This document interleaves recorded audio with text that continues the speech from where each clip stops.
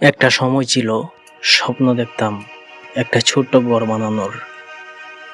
সে স্বপ্নের জন্য জমিয়েছিলাম 2 লক্ষ টাকা।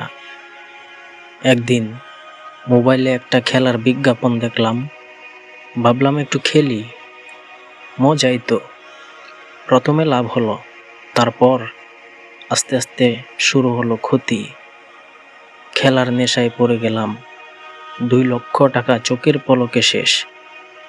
তবুও থামিনি, ঋণ করলাম 1.5 লক্ষ টাকা।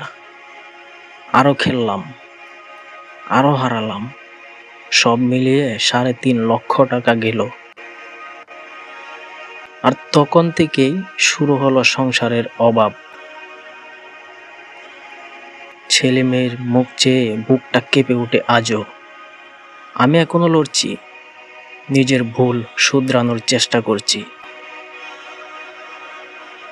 বন্ধুরা, অনুরোধ করছি, এই জুয়ার ফাঁদে পা দিও না।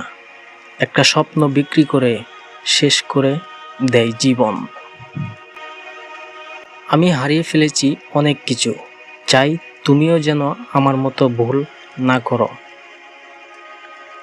তাই সবাইকেই বলি, জুয়া নয়, জীবন বেছে নাও।